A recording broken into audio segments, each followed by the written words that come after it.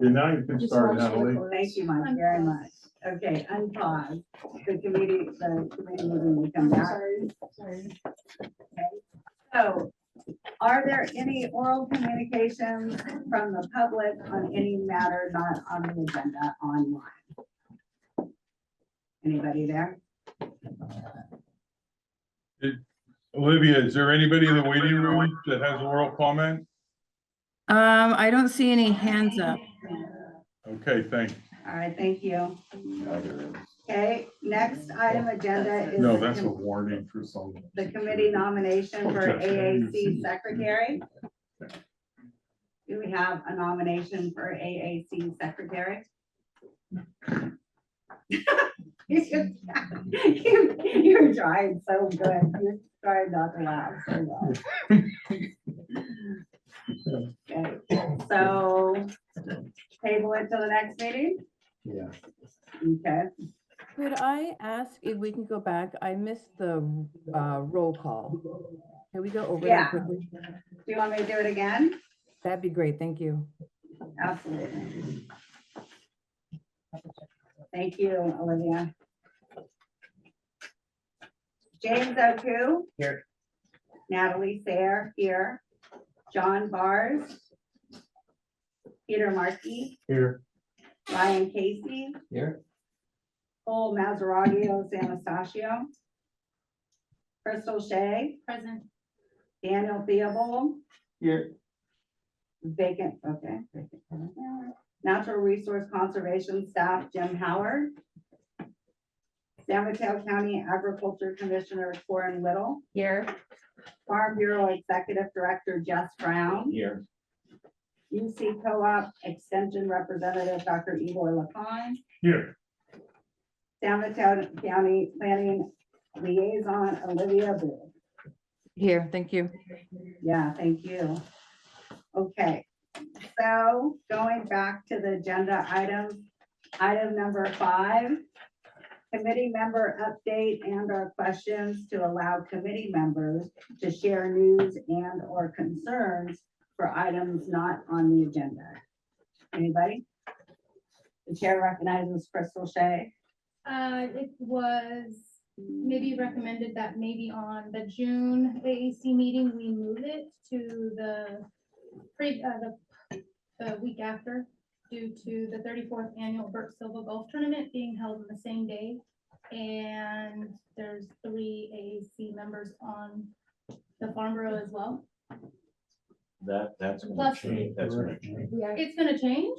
Yeah, we Oh, just Yeah, found we out just that we have a found out. conflict on that date, so the date's probably sure gonna is. change. So Oh, it is. It's the Monday. actually, Okay. Monday. So the golf tournament's gonna change? Yeah, so we might Oh. not want it, we might just wanna wait. okay. on it. We gotta decide, Okay. move the date. All right, then I take all that back. Never mind. No, but thank you, because You're welcome. earlier the better, and You would have known, it was like literally earlier today. kind of thing, No, that's so- okay. I yesterday, did my so- job. I No, brought my you did flyer. fine. Yeah. can you keep us posted Yeah, next I will. meeting though? I And will. yeah, and then if we have to change it, we can Just felt do like that. more notice is better than none. So, Absolutely, thank you. Mhm. Anyone else, committee members, to share news and or concerns of items not on the agenda? Chair recognizes Corin Whittle. All right, so we're having our field worker pesticide safety workshop coming up. March 5th, it'll be in Pescadero, and March 6th, it'll be in Half Moon Bay. We don't have time set yet, but likely in Pescadero, there'll be 2, like at 10 a.m. and then around 1 p.m. And in Half Moon Bay, I think we're just gonna have 1. And we're gonna have like concurrent translation at the same time. So we don't have a time for that one yet. But more to come. Our crop report cover art contest, we're doing it again. I have a flyer up in front, so if anyone's interested, please take any of these flyers. And then also, I'll get to bird flu in a second, but apiary registration fee regulation is delayed again. So it's free to register your apiaries online, and you are required to still register your hives. So please do that on Beware. And an update on bird flu. Let's see, so since August 2024, over 700 dairies and 60 poultry flocks have been affected by it. So it's pretty much statewide now. And if it's likely that some counties haven't tested positive because frankly, there hasn't been tests going on. So we just probably consider it to be here. But so take biosecurity measures with your flocks, especially with your flocks, because that spreads quite easily. And if it does get into commercial flocks, they do have to cull the whole flock. So it's deadly for them. So it's quite a hardship for poultry. So the governor has declared a state of emergency for it. He did that in December. And so last week I got quite a bit of information coming in. And I think it's because of the state of emergency. So first off, the state vet banned all poultry and dairy exhibitions at fairs and shows for the year. So there's gonna be, at the fair, there won't be any poultry or dairy. As far as we know, cattle is still allowed, but just no dairy. So, and then secondly, there's been a couple workshops which have come up, and I brought flyers for them. This one is put on by CDFA.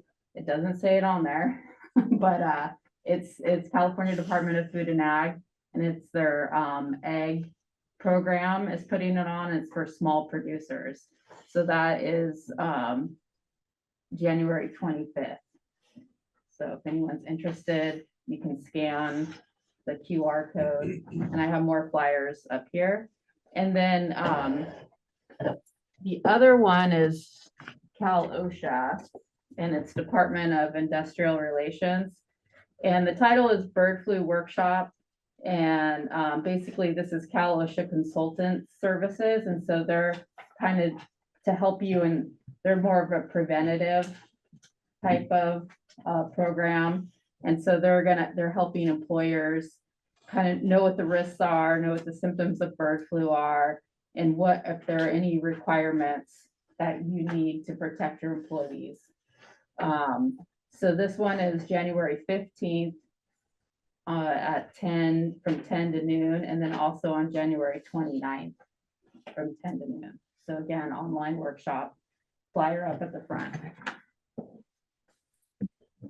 So that is kind of the main news that I have. Thank you. Thank you very much. The chair recognizes James Oku. So I remember a while ago, you were talking about trying to contain and get rid of St. John's wort in the area, and I was just kind of Yeah. curious for an update of how that's going. So St. John, this is the time of year when we send out our notices to properties that we have either found it on their property, or we suspect that they're close enough that they could have it. So we're trying to survey those properties.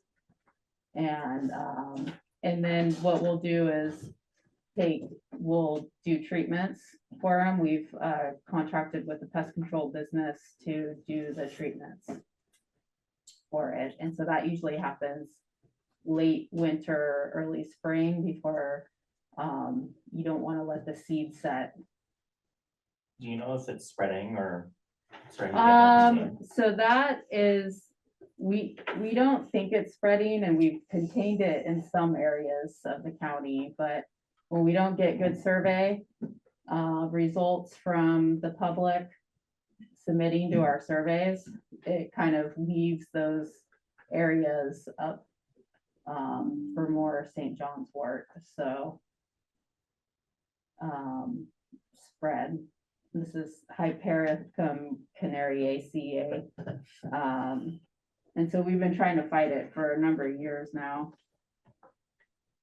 here, but I could get you more detailed information on it. Yeah, I was just curious because I haven't heard about it in a while. Oh, okay. Yeah, no, we do it every year. We're out. I did do a presentation to PMAC just to try to get more people to submit to being surveyed. Because it's really hard when you have a wet year, it spreads and the seeds can stay for a long, long time. So, so we need to keep surveying and keep at it. Now I got a question. Yeah, Chair recognizes the paper. Warren, isn't that St. Word's down at the old Campbell Soup on a lot of property, isn't that got like 60, 80 acres? Oh, you know what? Sorry, I'm, my brain isn't completely working. That is the old Campbell Soup, the St. John's Wort. That's a huge area. But then we That I don't know, actually. I'm pretty sure it is spreading, but that's just speculation. I was talking about fertile capeweed. Yeah, but Um, you brought that up. I mean, I Yeah, think when Fred Crowder was here, he was trying to get a grant for a couple $100,000 to go down and take that out. It was such a bad thing. And that's gotta be how many years ago? And there's nothing been done to it, so. yeah, how come we're not taking care of it? it would probably be best if we got RCD to give us an update on They're it. actually working on it. I was Yeah, actually just talking to the owner of that property. yeah. They've got a big mitigation effort. So we did a study, I think it was probably 3 to 4 years ago now. Yeah. To come up with a management plan. And so basically to get the permits ready for the St. John's Wort. Because it's such a huge area now, that it's really gonna be quite a large undertaking.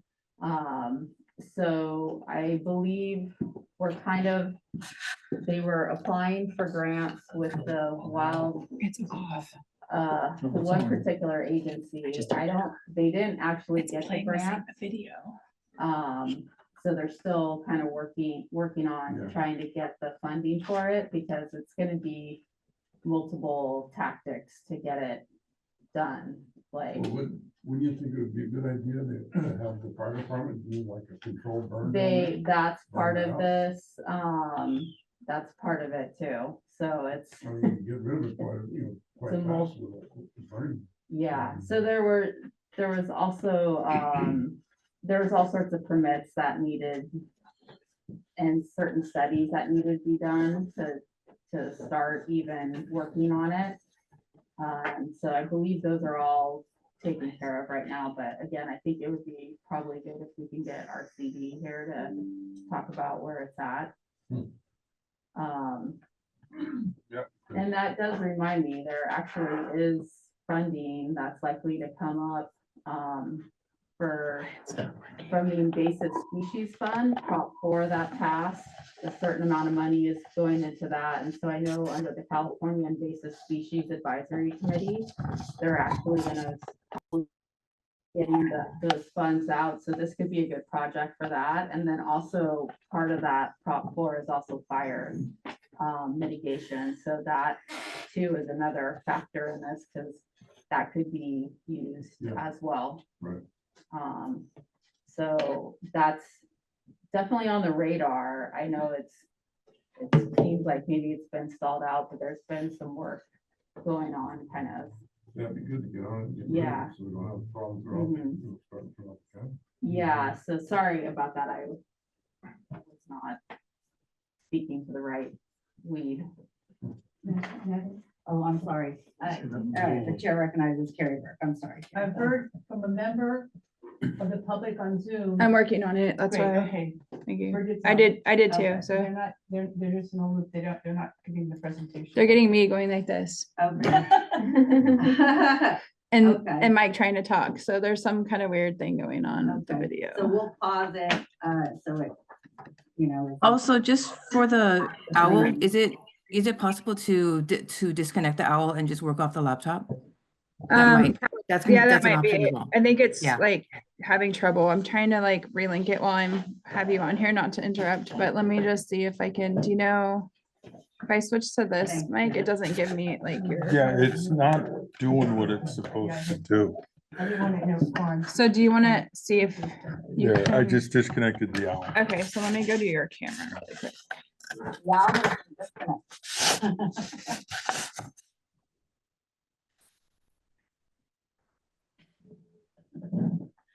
So I can see like for a future meeting if we can get an update on it.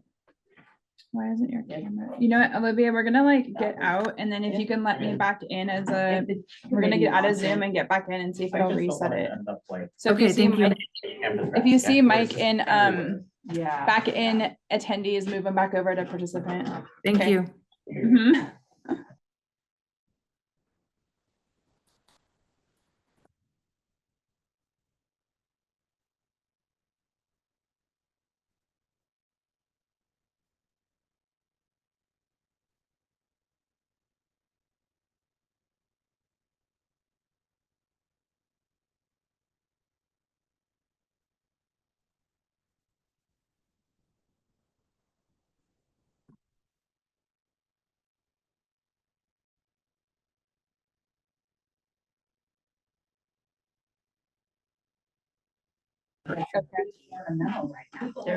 Okay, you guys are back. Okay, let's try. Yeah, but see, like now you don't have an audio option, you don't have a video option. If you're gonna sell it, On this computer. Oh, really? Yeah. That is really fun. Yeah. Oh. You see landscapers. Soccer. Second row. Like spreads everywhere. So if you go down here. But they don't have, you don't have video now. I'm gonna leave one more time. Oh, join us panel. Yeah, I know. Why is this?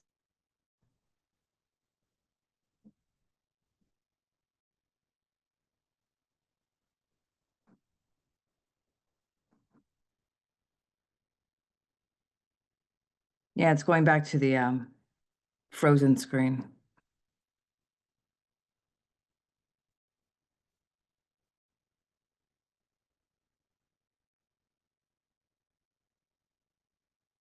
Oh, there we go. Yay. Thank you. Can you guys unmute?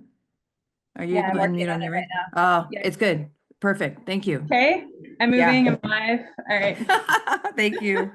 Yeah. Okay. Let's try that. Yay, thank you, Bridget, very much. Okay, so There you go. back to where we were. Let's see. Thank you, my dear. Yeah. So, any more committee member updates or questions to allow committee members to share news and or concerns of items not on the agenda?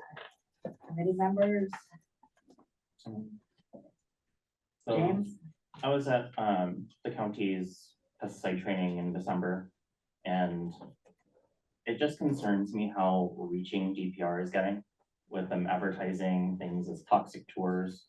And they are going to be advertising to the whole country spray days of, if you're gonna spray, they'll notify everyone within a square mile that you're gonna be spraying on X day, X chemical.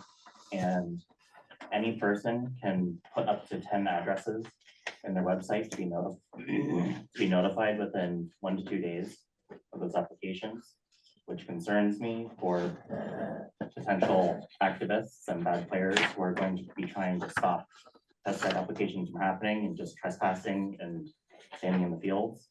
Currently, there is nothing in place to prevent anything like that.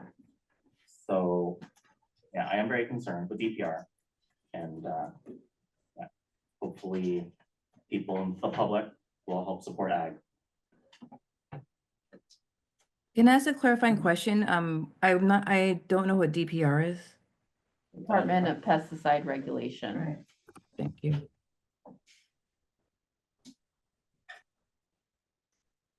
Any other committee member updates and or questions from committee members for items not on the agenda?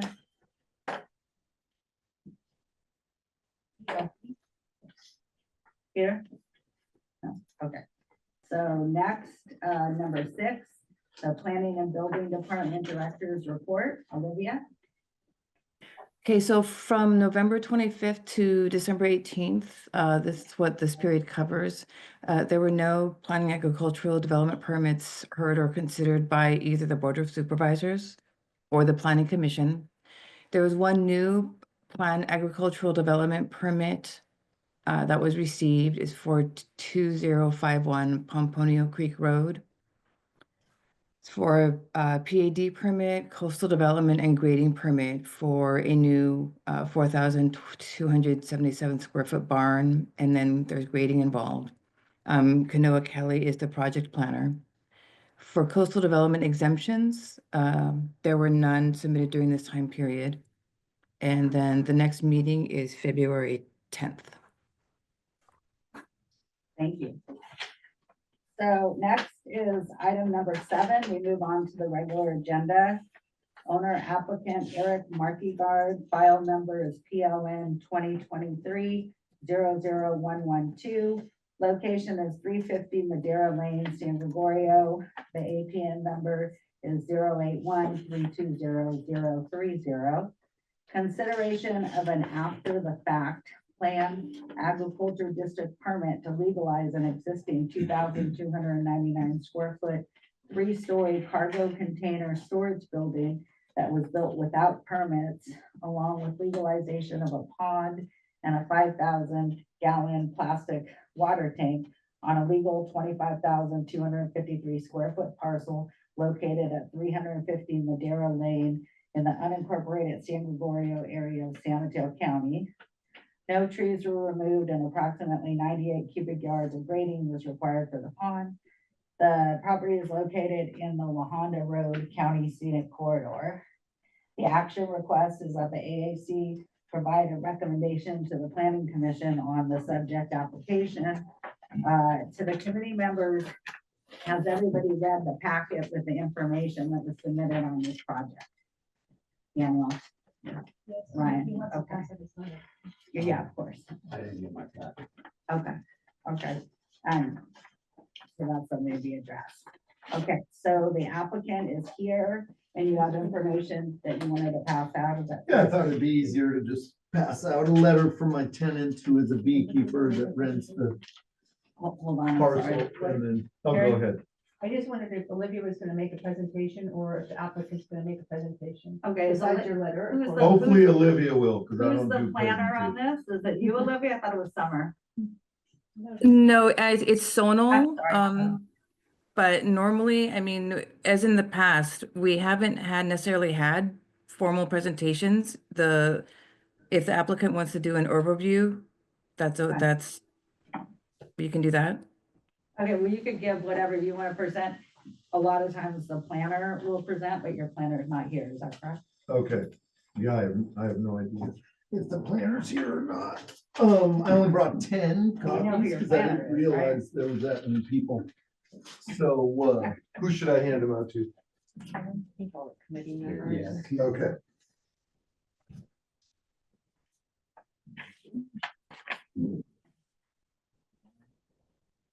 Okay.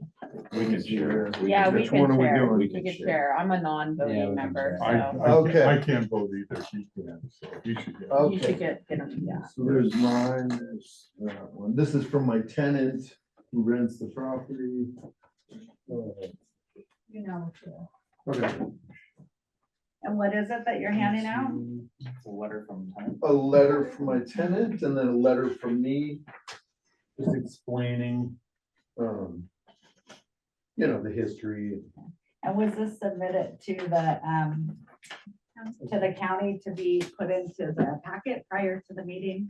Yeah, Okay, Olivia and Mike, is it okay that he hands this out if it was not submitted to the county for to be handed out 3 days prior to the meeting? I think it's okay, right? Because you're only make a recommendation, you're not a decision making. Right, but I mean, you know how you have to Yeah, submit items that go into the packet 3 days before, so I want to make sure we do everything appropriately. I think okay. Okay, all right. Thank you, Mike.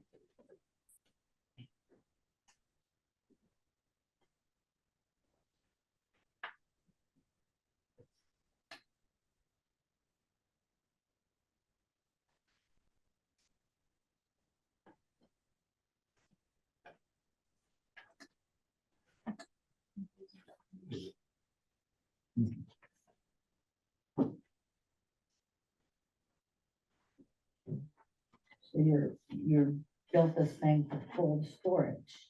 Correct. That's the majority of the purpose, Okay. to store our meat that we sell in the Bay Area. So what about the herbs and veggies that you put in the packet if you're reason for doing it? I didn't put that in for the reason of doing it. Would you like to show me where it says that? What's in your application that was submitted on the, I don't know what page it is, but it's here. It says that you grow herbs and vegetables. I do grow herbs and Or- vegetables. But for your, because it has to be an agriculture parcel. So, but you're Because saying it's it for has cold to be storage. an agriculture parcel. I don't know what that means.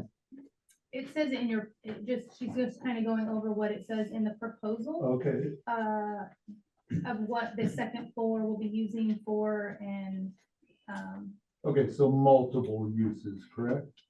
yes, it's kind of all Okay. jumbled together. So she's just kind of relaying what's in the proposal that was given to us. Yeah, Okay, because it's a great. little different, so I just wanted to clarify. I don't think yours. it's different. I disagree with you. Okay, Eric, I'm When you just say trying to it's help you, different. but. Okay, I appreciate it. It's You're- okay. I need You're saying the clarification. herbs, because I wrote in here about the cold storage, you're bringing up the herbs. Should I have made this letter 4 pages long and said everything that's going on the property? Because I didn't realize I should do that. Because I thought the package shows all the uses on the property, Okay. doesn't it? Okay, There's hay storage. There's herbs and spices and stuff that are being grown there. There's a bee yard.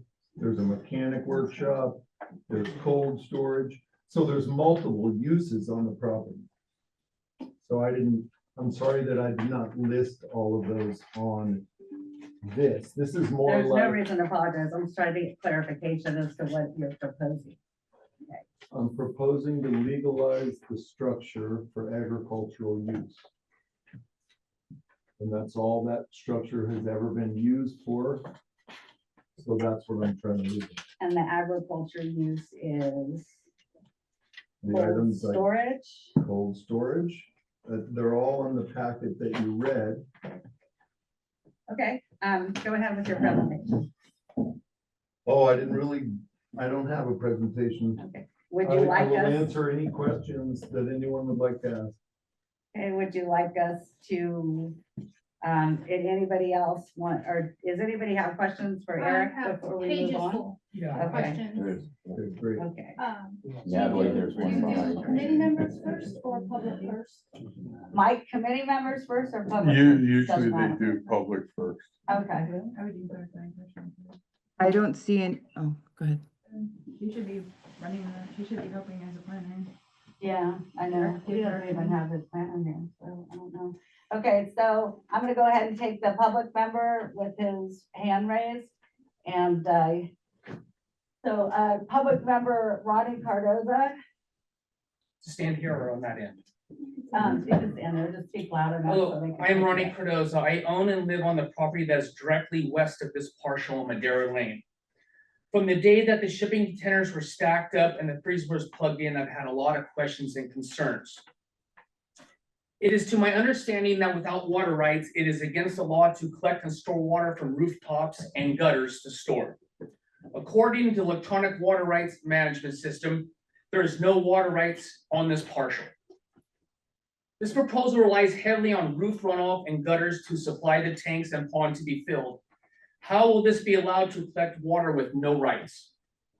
The pond was not there when the property was purchased. From what I can see from Google Earth, the pond was dug between October 2009 and March 2010. Without a permit, how do we know who engineered the pond? Was there a biologist? Was there a geologist on site? With the property relatively flat and elevated above Madera Lane and Madera Lane, will all the runoff be diverted into my crops, causing potential crop damage? And here is a paper that I have with the APN number that lists that there is no water rights with that APN number at all. Okay, so no water rights on this parcel at all, and on the proposal, it says that he's getting water off the runoff, which is Yes. illegal. And spoke You to don't have water Stinson rights. Engineering, which is in charge of the San Gabriel watershed.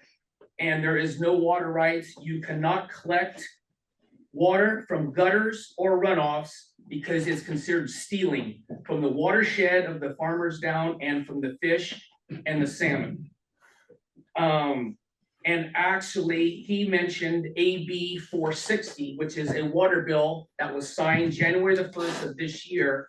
The fines have doubled and quadrupled for stealing water. Since the plan for the pond was only to be filled by rain runoff and gutters, would this mean a lot of standing water? Would the water in the trees and vegetables evaporate? Would it become a mosquito breeding ground? The plan also says that the water holding tanks will be available for the fire department. On the winter, we don't get that. On some winters, we don't get a lot of water. Will there be a water available for the fire department? It has been used to water the plants and the trees. Is there enough space in the partial for a fire truck to get up there and turn around? I see 8 parking spots. Are all these filled up? Is there enough space? And also ADA. The proposal says to legalize a 2,298 square foot 3-story structure.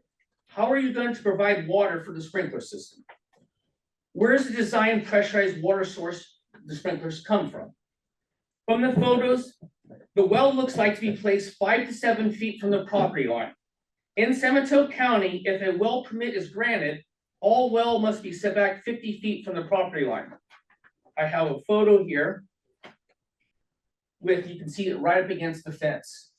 And also dug back and got some information. There was a violation of illegal well built on property in 2002 that was never taken care of and never brought up again. And this is the case activity On this parcel? on that well. Oh, okay. And because there was no water prior to that, prior to the property. You guys can pass that around to the committee now.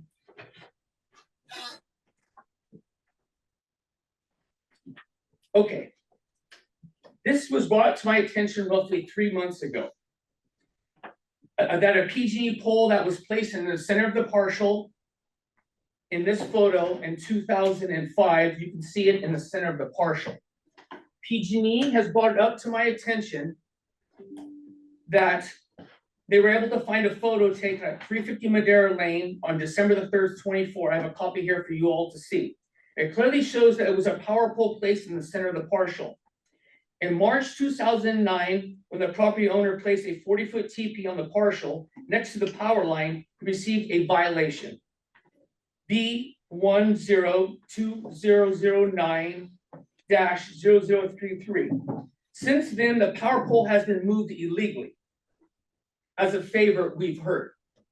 I do believe PG&E is doing a full investigation over 3 months, trying to figure out how that pole got moved. There is no record of it moved onto state Caltrans right away.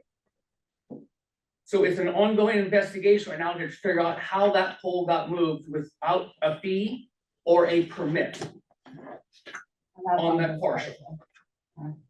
And you will see in this photo where it was at. I've lived on my piece of property for 29 It years. shows the pole was moved.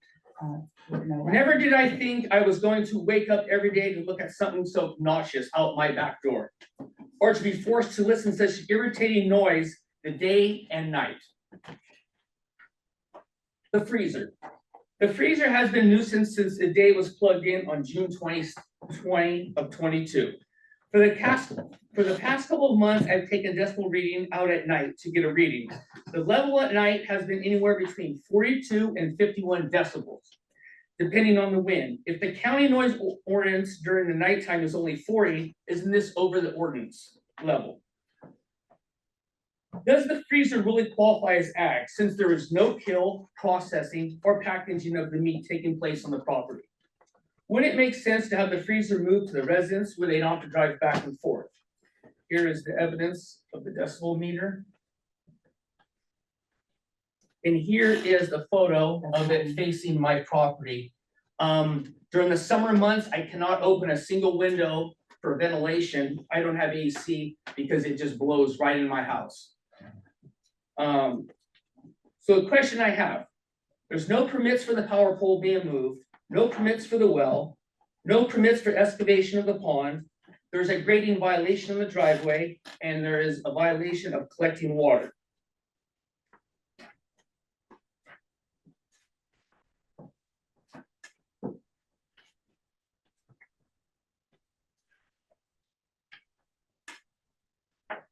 And I think you guys all have the other photos.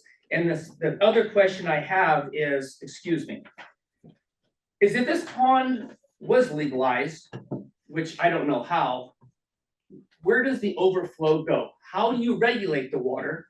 And I am directly below. So it's gonna flood my field, flood my crops, and cause damage to me. There's no way you can control it with no one living there possibly. So thank you very much for your time this evening. Anyone Hi, have I wanted to interject first, sorry, just before we move to the next step. A couple of things. So Sono Agarwal, she is the project planner. She is online and available for questions. And then just to re-clarify, in terms of the presentations, I do want to reiterate, typically staff has not done presentations for planning projects. The last time there was a presentation, it was over a year ago for the Pescadero Fire Station, and then a lot line adjustment that involved Johnson House lawn adjustment. Again, so these were over about a year ago. I just want to be on record to state this. Go ahead. The chair recognizes Carrie Burke. Thank you. And yeah, Ronnie brought up some really good points of questions that I have on this application. And first of all, Olivia and Sonia, that I understood that the county had a policy that you can't have solely a barn on a property. That in order to not have the problem that we've kind of, I think, has been experienced here, that it lends itself then to other uses not permitted. And so I would like to know and find out that we had this policy prior, and I've told people in the rural lands that the county would not just allow to have only a barn on a piece of property that doesn't have a residence in the rural area. So that's an important policy to understand. Also, my understanding, after the thorough list of violations that Ronnie brought up, and the fact that there's probably some existing other violations in the old existing barn, that the county has a policy in the zoning code that says they're not supposed to process new intensification of use on a piece of property if there is an ongoing violation. And so I don't know why this level of effort is being made when perhaps things could be looked into, like not only what is going on in the old existing barn and the fact that there isn't a water, there is not any water source on this property. Obviously, there's no room on a 0.58 acre parcel to have a septic and a well. And it's also very disturbing given with environmental health regulations that we would have a well that does not meet the required setbacks of 50 feet. And so, this level of intensification of use is very disturbing. I see parking on the site plan. It says they have the agricultural use. If you have workers on a property site, you need a bathroom. You have, and it has to meet the ADA requirement. So I'd like to know why, where that's going to happen. A fire hydrant on other plans, much like the sprinklers, having a pressurized system. There's nothing shown there. There's no turnaround. I mean, this is a very small parcel, and in the rural area, it's a very small parcel. And so therefore it might not lend itself to have additional development. I don't understand how roof runoff could be a safe source for food production of these herbs. I think that's a legitimate thing to look into, whether that is something that's acceptable, especially for biosecurity and the things that we're talking about in other parts of this meeting. And we have to look at the LCP visual resource policies. That has not been discussed but you know, why 3 stories? I mean, first of all, this parcel already had some development. And, you know, if this came in as just as an application, not that somebody already went ahead and did all this work without permits, that, you know, then we would have the public, the Agriculture Advisory Committee, the planning staff would have the opportunity to say, gee, in the state scenic corridor, it would be more appropriate to have a single-story building, have it cited correctly, so it doesn't impact adjacent agricultural operations, a person that makes a livelihood, doing ag, being disturbed. This is, you know, very, you know, these are things that should have been taken into account. And also, there was an option under policy 8.5 of the LCP, saying they could have added on to the existing barn. That, you know, there's a portion that could have been done there with a single story. Maybe that will be appropriate. Also, 8.13C, San Gregorio, they have special design requirements for San Gregorio to retain unique character. That's not a style of building that I have seen within the scenic corridor. And it should not set a precedent. And the uses of color that do not blend. I mean, these are, you know, to me, it's like with the history of the violations, I don't know what the county's expectation is, that all of a sudden things would be compliant the second you would issue a permit. So I really think that there needs to be quite a bit more investigation into exactly what's on the parcel, and if this could meet the test of the LCP requirements and the zoning requirements, the environmental health requirements, what you need to have workers on that parcel. There's just so many questions on something like this that I would really hope that, you know, that just for the committee, that they and the county and the public could have answers to these questions. Thank you. Thank you, Carrie. The chair recognizes Ron Cardoza. One other thing, the property owner prior was Mr. Dan Coy from La Honda. I had a conversation with him and I found a letter on the website from 1992. I said, Mr. Coy, do you have a copy? He said, no. I go, what was that letter about? He goes, I tried to build on there, but due to a ½ of an acre piece of property was not large enough. The only way I could ever get there was I had to buy land from the Souza Ranch, was to the north. They approached the Souza family at the time, they denied it. So he said the parcel was considered unbuildable. And what I'm confused now is if they had to buy land from the Souza family for a leach field, where does the gray water and everything go now from the existing tool and tractor shed? I heard there was an incinerator toilet on there. Did research. That I think is against the rules. But what's got me puzzled, if Mr. Coy can't build on there, where is the shower and the sink from the tool and tractor shed now going? Is it leaching to the state right away? Is it leaching into my field? I'd like to have an answer, or I'm kind of dumbfounded on that, but I could not get the letter from 1992 from Coy that said the county deemed that unbuildable because of it being so small and the scenic corridor at the same time. Thank you. Thank you, Ron. I'd like to just respond to Carrie's comment. Well, one comment specifically, and then again, Sonal Agrawal is available. So in terms of the allowing the barn on the property, so this is double checking the staff report. This is a planned agricultural development zone property. We do, according to our regulations, we do, as far as I know, we do allow ag buildings without a residence.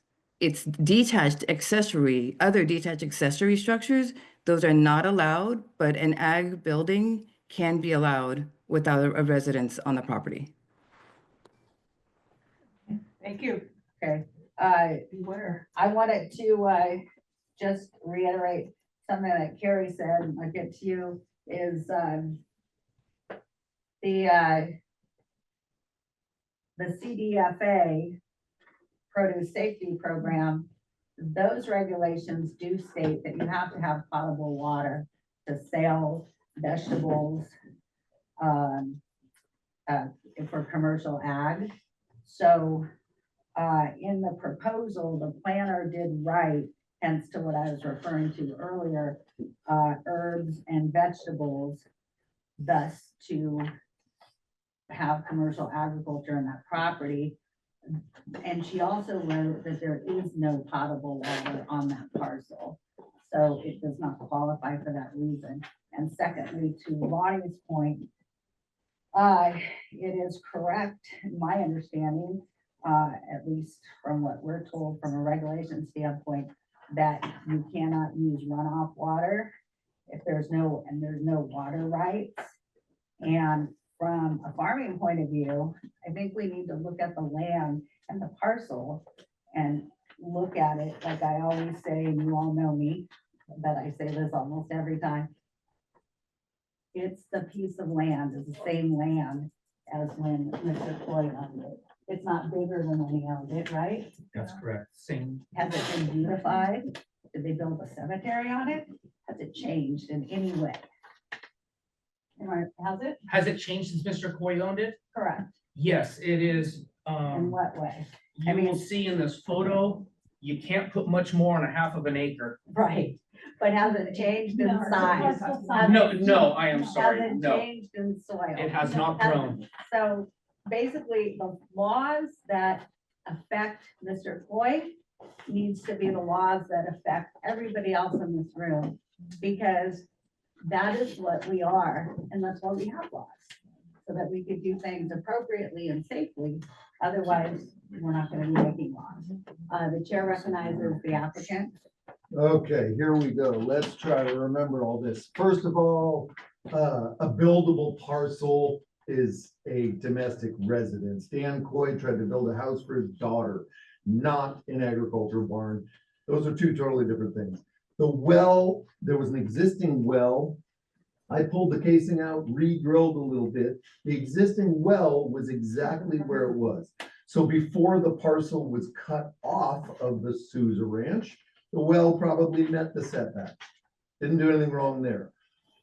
You guys talk about shipping containers. Should we add up how many ranchers and farmers have shipping containers in this county? Not a single one is legalized, because I'm not like Ronnie Cardoza, and I do not turn everyone in. Okay, Ronnie Cardoza, excuse me, I'm the chair of this meeting, okay. and we will have order here. Oh, I I'm know sorry, I that didn't know you this have- wasn't ordered. No, it's not. We don't refer to other people and this and that. How am We're I- talking about your application, Okay, and we're happy to be here to review it for you. So we expect the same kind of professionalism from you, okay? okay, so I Thank you. can't state what other agriculturists do in this county? You can, but we don't I need to say can. names and Okay, and not get names. into. Okay, other people, I think we need to, and also, I think you're incorrect in a lot of your statements, because I know of which many, ones? a lot of them. There are Really? many that follow the rules and do have everything They have permits permitted. for their shipping containers. No, 2 stories. Yeah, 2 stories. exactly. No, Right, and but even the bottom single line is- story, Not to sound like a kindergarten teacher, okay? but this is about your application. So Nobody if in else's. fact you want us to hear about your application, Okay, it has to be kept about that. okay. Otherwise, it's not appropriate to do what you're doing now. So we would love to hear about So your even though the application. person that Okay, turns I need me to hear in- about your application. This is not appropriate. Okay, this is my application. Ryan, do you irrigate with potable water? Or do you irrigate out of your pond and out of the creek? The water I use to irrigate that's my responsibility between me and the CDFA. Okay. And But she meeting just the said water you have to requirement. irrigate your crops. I out did of not. pond. I said Oh, you you did. have to watch, CDFA says, and I will repeat what I said again. CDFA says that you have to wash any commercial agriculture food, like vegetables, with potable water. I never use the word irrigate. Okay, Yeah, I are think you the allowed? water, I don't see the I don't see water being a substantial part of this conversation, because treatment can happen. Well, the only like that. reason it's substantial is Well, Yes, because but with that, treatment, it could be potable water. right, That's what I'm saying. exactly. Point. But those are the The kinds of point things is- we the need to point is, research and It needs to do. be potable water to comply with food If it, safety. right, And then we just had a seminar exactly. a week ago, a month or so ago, that Corin put on with Angela Torres, and she stated such as that. in Yes. fact. And So- So I don't have any employees working on the property. We drive to our cold storage in Petaluma and we bring truckloads to this shipping container once a week, maybe once every 2 weeks. And then once or twice a week, we go directly to that shipping container and pull what we need out to bring back to our home ranch to stock the freezers there, to in turn pack coolers for markets. So I did all those parking spots because San Mateo County wanted parking spots, but it's literally one vehicle, one person, pull in, work for maybe 45 minutes and pull out. There is not people working on that property. What were your violations for? And can you explain The that? violations, are we every time I sneezed, I got turned in by my neighbor. Which violations are you Can you give me talking the about? violation There number was a- again? I didn't write it There down. was violations VIO 2009-00033 Thank you. was one of them. Then there was, When the shipping containers were on the ground, Yeah. there were no complaints. because they didn't impact anybody else. They didn't impede Correct. anybody else's with the noise and nobody else had to look at them. Correct. They were Once just you put sitting them on the top of ground. each other, they Olivia? start affecting other people. Yes. The And that's why you got violation turned in. number Because they could that the actually public see what was going on. person noted, and they gave the number, and I didn't jot that down. Are you able to go back and Which one pull you that looking up? for? Let me search in the, so there's a couple of them. violation, a 2022 violation, Which year? 2022 And then, and was there that I'm any other seeing, ones? that I'm seeing in the staff report. Okay, what were those for? Let me pull that up in the system. Thank you. The only reason I did those colors is because that's what the county wanted with the previous building, so I matched the ash gray and the forest green roof with the other building. I would have rather had more of a natural color, but I matched it with the existing structure. And no, there is no septic on the property. There is no toilets. There is no problem with runoff. The pond, I reached out to San Mateo County and said, I'd like to start building a little pond. How much dirt am I allowed to move? They told me how many cubic yards you're allowed to move in a calendar year. So I started digging a little pond, and then I'd wait a year, dig it a little bigger. It's a tiny little pond.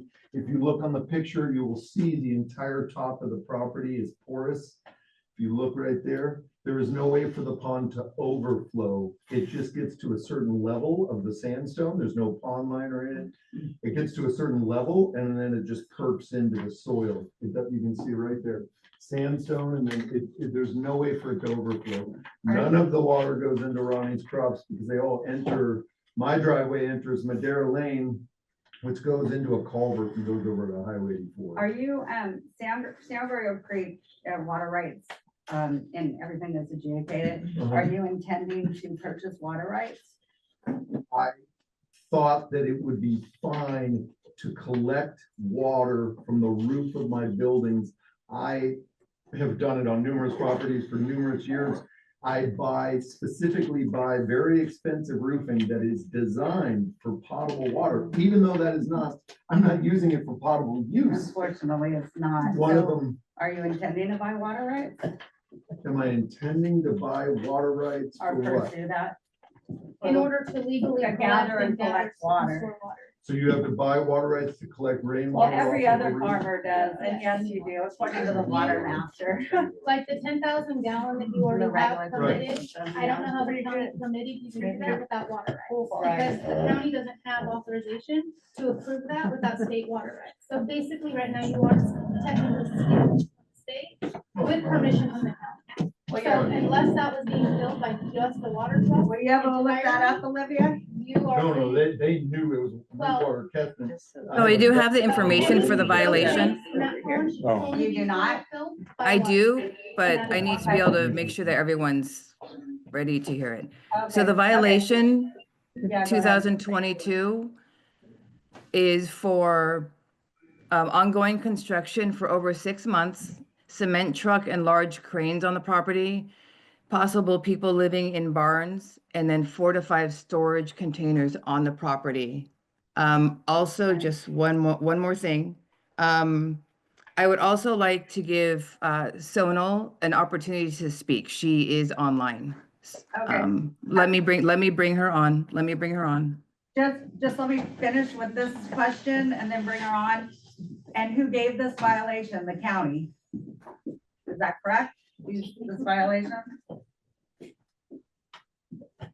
Related to, and it's the same thing. So I think it was more than a sneeze, but go ahead and bring on the planner.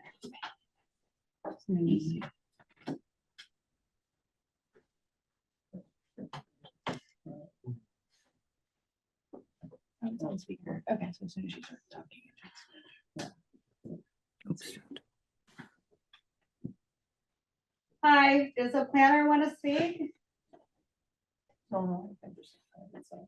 Hi, good evening, everyone. Can you guys hear me now?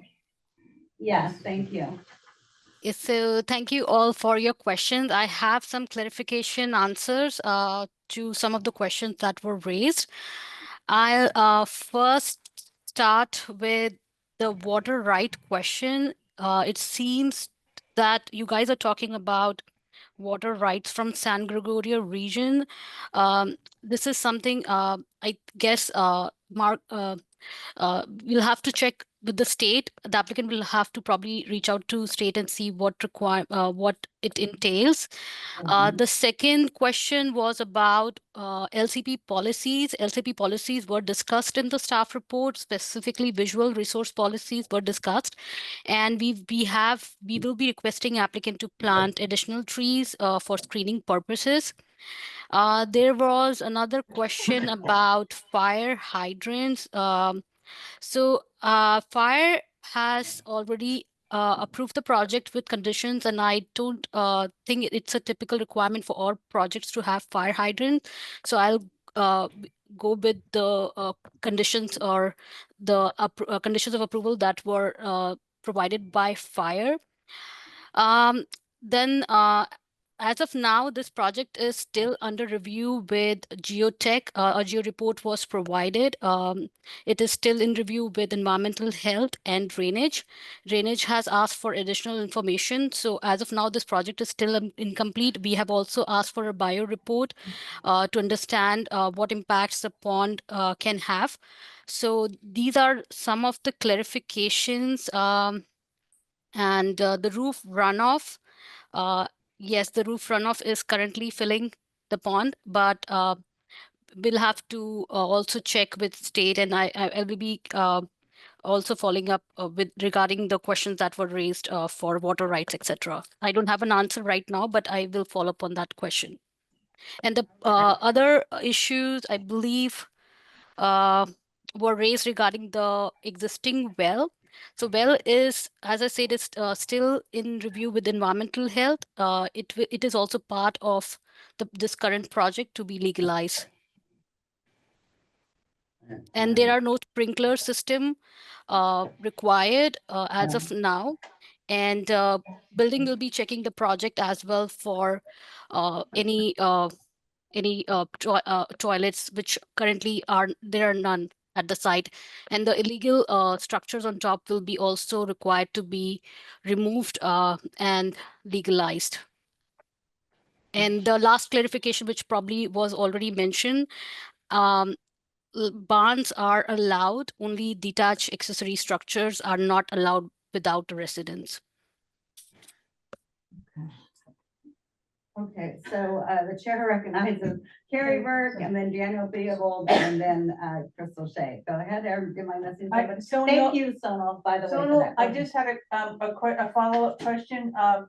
on your visual resources, that since you're just relying upon trees for the screening of this very large additional agricultural project, what about the setbacks for defensible space?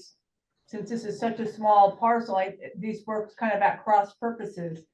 And also, have you been in the old barn? Have you actually verified that there is not a living unit in the old barn? So code has been in the old barn, and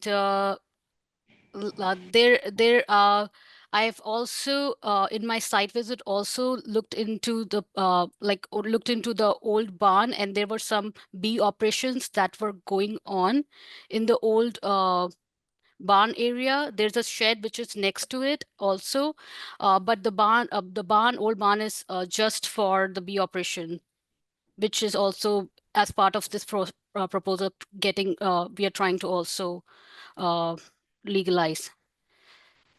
Okay, because I've heard just that, that there have been people living in the barn over the years, and so I just didn't know, how much. So there were complaints received about that, but code went on site and confirmed that there was nobody living on site. I was my understanding that, and maybe you want to address this, the chair recognizes Crystal Shea.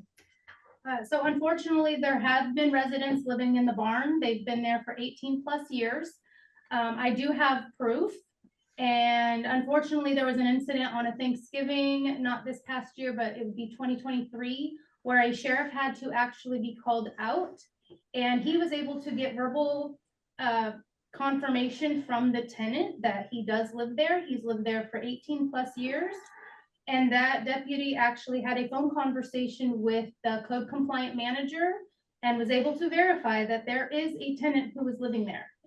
He has, since this incident, been residing elsewhere and returning back to the property once a day to feed his dog and his cats. But lo and behold, he lives in the top loft of the barn, and it has been seen by the code compliant visitors and managers. So that part is false of there's no residents living there. They currently were using the incinerator toilet, which we found out was illegal. Where their water comes from, as far as hand washing and showers, we're guessing it's the 10,000 gallon water tank from the water storage that's being held illegally. But if there were no intentions to have this as a resident in the containers, then why, my question is, why was it made into a bedroom, living room, and a kitchen? And if so, where was that gray water from the bathroom and the kitchen intended to be draining to? That's just one of my many questions on my papers. So thank you for your questions. I will pass it along to code compliance again. As of this is my understanding based on the date when code went back on the site. Nobody was living on the site on that particular date. And to your questions regarding the living quarters, I will let Eric speak on that.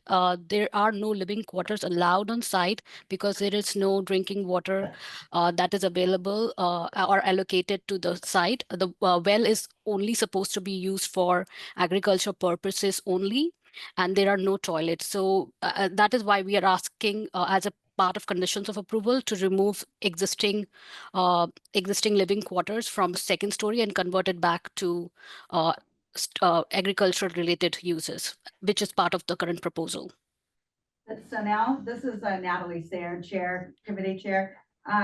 Regarding that, is a report from the code compliance officer's report, and I apologize, I read the packet when it came out about a week and a half ago, so I don't recall. Is it in the packet that we were given? Yes, the dates when inspections happened and the results of those inspections are all part of the packet. Okay, but his raw report is not, is that correct? Sorry, can you repeat the question again?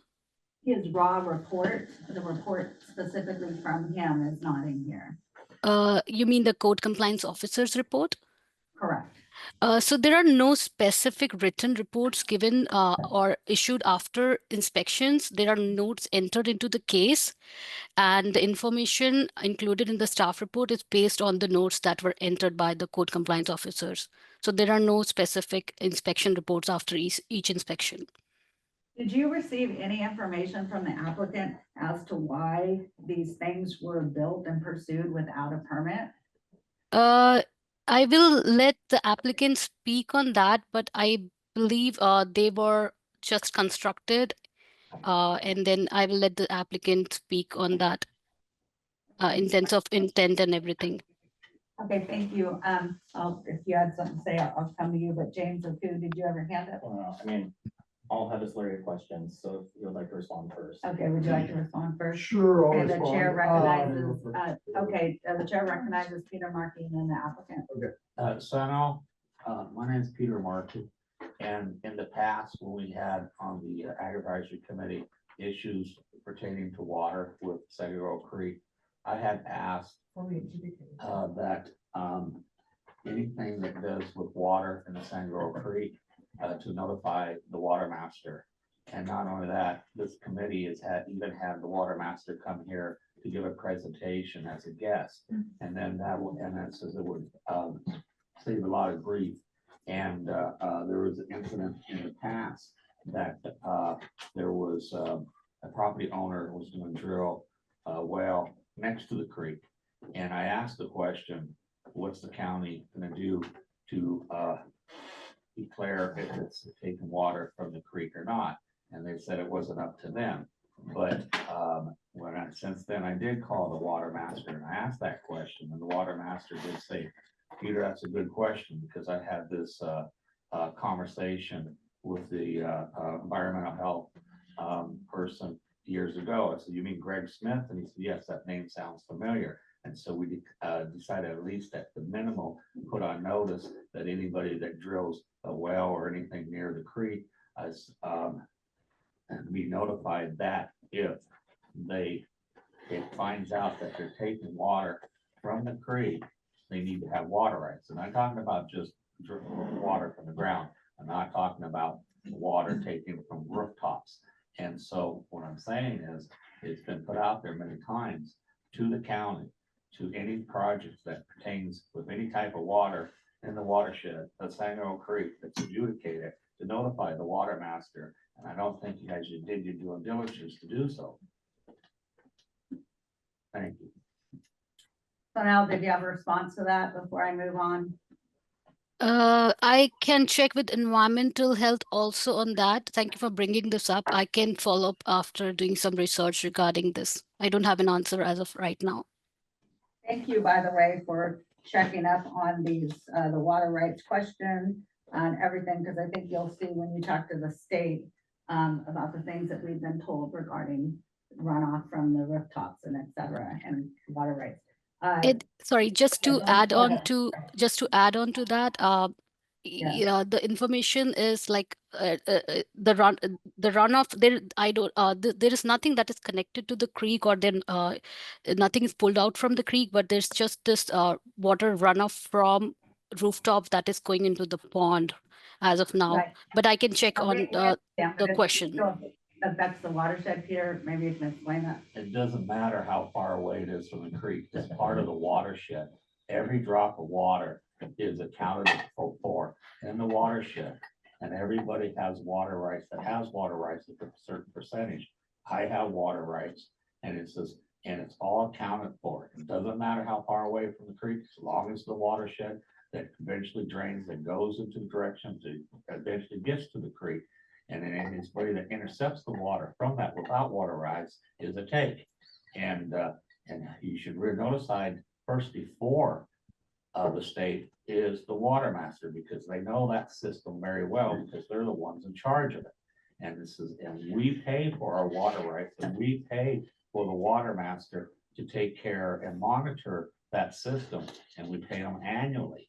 And and anybody that intercepts that from us is taking it from us. In addition to use reports that are required by the state as well, that all farmers abide by. So, So when you do talk to the water master, you gather this information, I think it'll be good. And it's good that you're doing that. Okay, who wants to go first here? I don't want to. Well, I mean, Did the applicant? My have question was respond? related to the, or comment was related Okay. to the water. Okay, Later Ryan on. wanted us, Ryan Casey, and then I'll let the applicant respond. Yeah, I just, maybe I'm not following all the water rights issue, this part of this conversation, but from my understanding, the roof runoff is getting caught in a pond basin. One goes in the pond, the other one in the 10,000. Yeah, so at least with the pond, that doesn't sound too unlike what the county made me put in place to collect runoff off the greenhouses. It's essentially a percolation basin, which is capturing the water and putting it back into the ground. As far as what you said. But you have water rights to that. You have No, storage, you have storage. If not, you wouldn't have a pond. And you're collecting. No, it, it's not related to the pond. I'm talking about, the county, it's different now, but the Yeah. county used to require, on both around the houses and the greenhouses, these drainage ditches that went into percolation dishes. Have the water and sediment before it went into the roads. Yeah, stormwater, it's like a stormwater Yes, but you're runoff. not, when you're not using it, you're just capturing it to slow down. Yeah. So there's a Yeah, difference. Now, that's, If you're using it, that's a different. that's hence why farmers have to submit use reports on a regular basis to the But I state. believe there's another example at Root Down Farm where the county required them to put in below ground tanks to capture the roof runoff from their barn when it was built.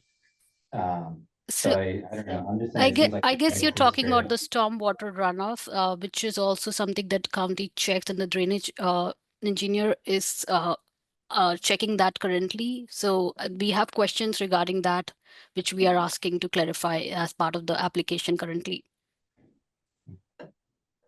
Okay, right, Peter, can I get back to you and just to go around, and then of course I want to let the applicant answer to this. Oh, I'm sorry for having you wait, but I do want to get to you. Daniel, Theobald, Yeah, I go just ahead, wanted to sorry. ask for clarification in terms of the role of the committee in this case. We have what sounds like a perhaps incomplete research at this point. I'm not sure that it's ready to, I mean, if our role is to say yay or nay, it doesn't seem like it's time for that yet.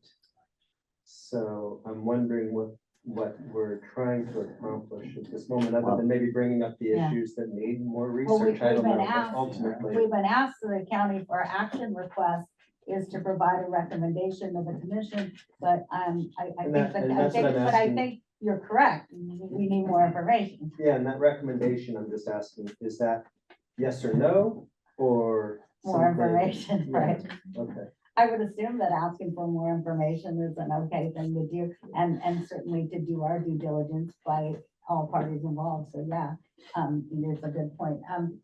Thank you for your patience. Mr. Markleberg, go ahead. Okay, for starters, I'm trying to remember things. I have 2 fire hydrants on the property, so there are hydrants.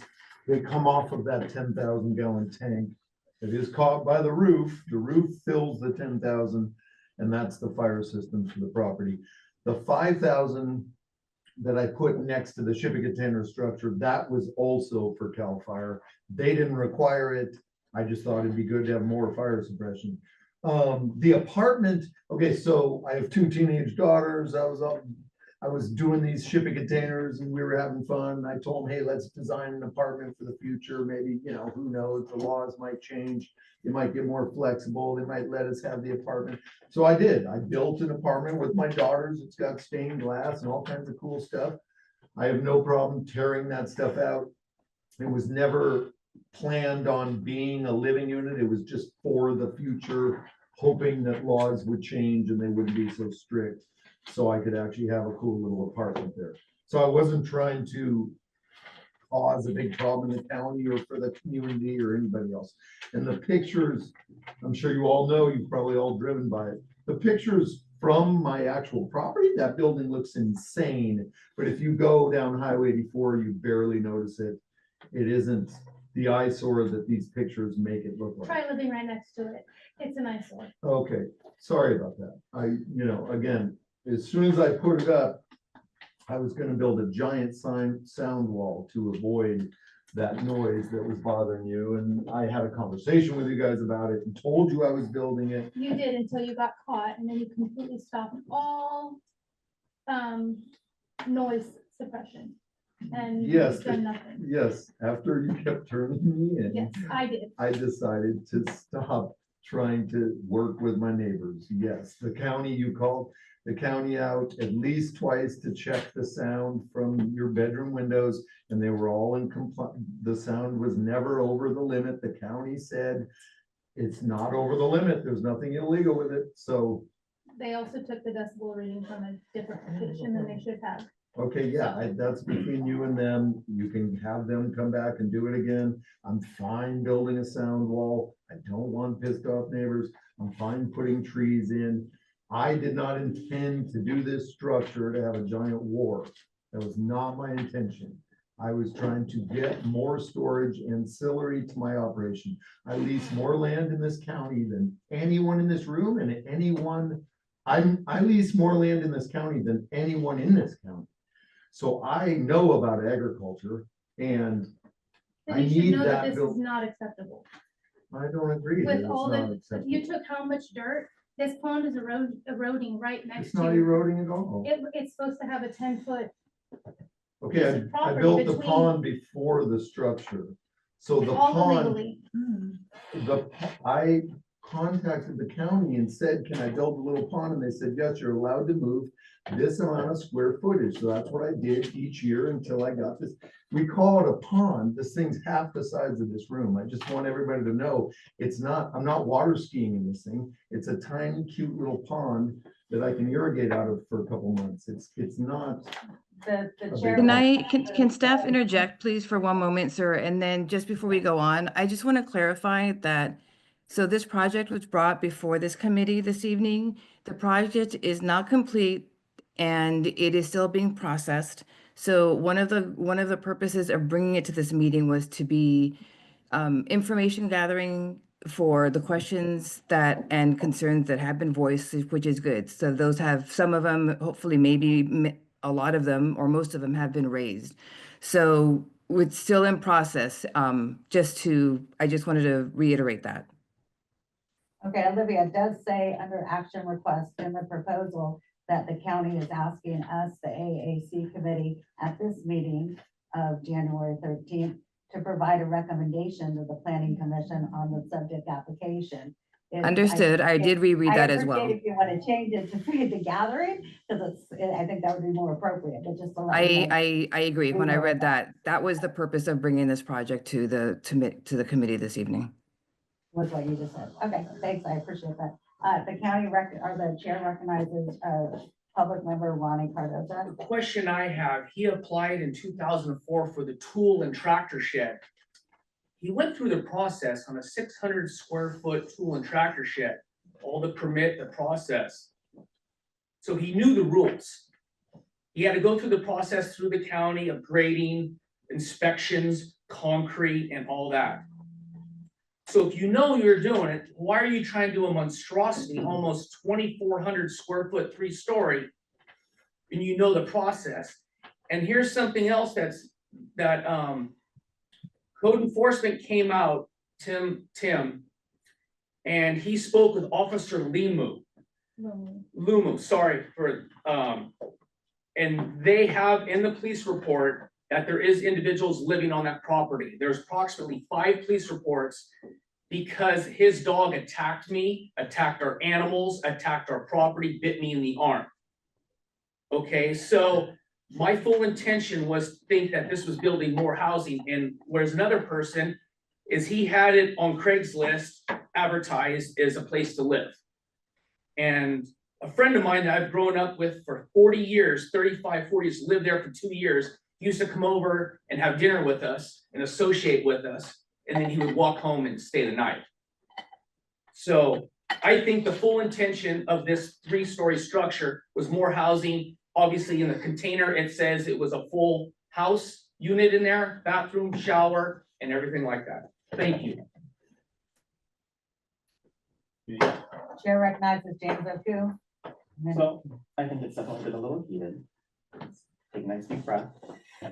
First questions I have for you is, I was surprised to see the container stacked. And so I was curious on what you're planning on doing on the second story and why it's on the second story compared to being on ground level. Especially for doing things like packing, it just seems really troublesome to have people go all the way up to the second story and then have to have like forklifts, I'm assuming, bring stuff up and down all the time. So I was kind of curious what exactly is going on there, what's planned to go on there.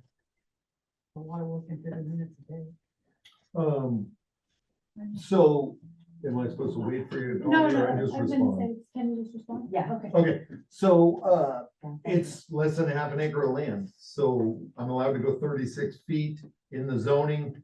So I thought, why not go up with 2 and not eat up what little, I mean, you guys have made it very clear that it's a tiny piece of land. Why eat it up? You can do a lot of intensive agriculture on half an acre of land, so that's what I was trying to do, is make the building taller so it didn't eat up so much of the ground. That's all it was. That's all, literally all it was. And then hay storage, when I have semi trucks come in with a hay squeeze, a single 9-foot shipping container of the hay squeeze can't fit inside of it. So That's it's fine for for hay us. storage in the middle.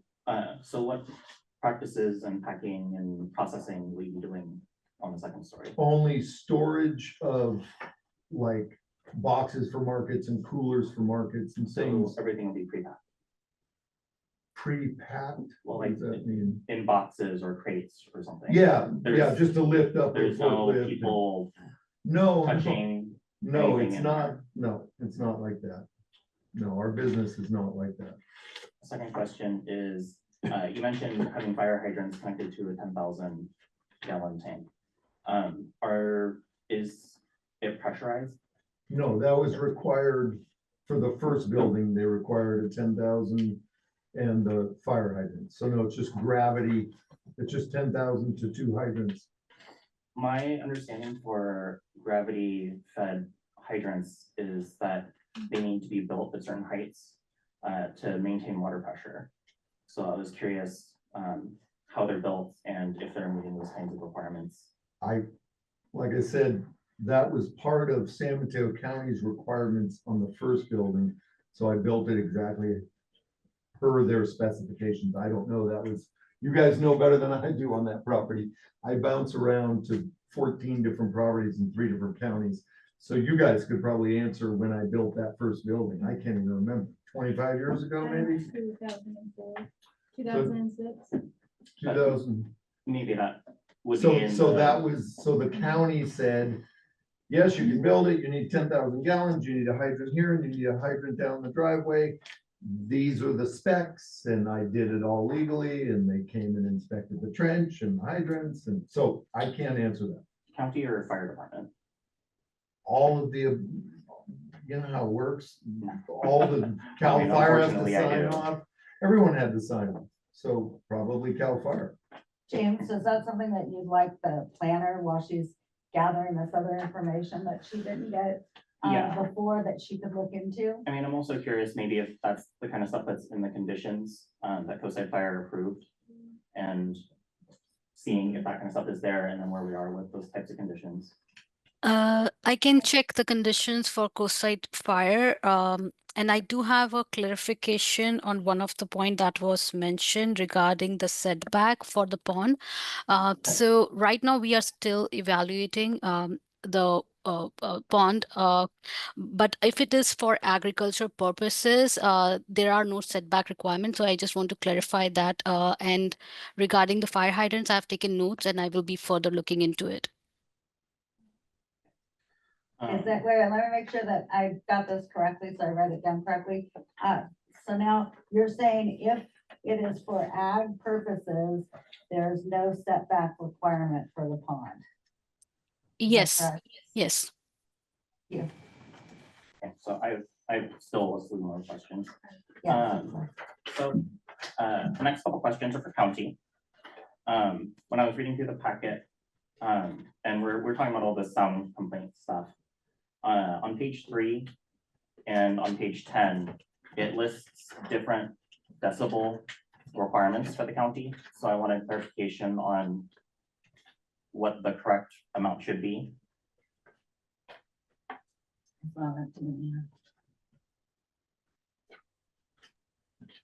Sorry, I'm looking at the staff report right now. Just give me a few seconds. On page 3, it says the requirement is 55 to 50. And on page 10, it says the requirement is only 40. Well, it says the nighttime is 50, and then it says the nighttime is 40, so.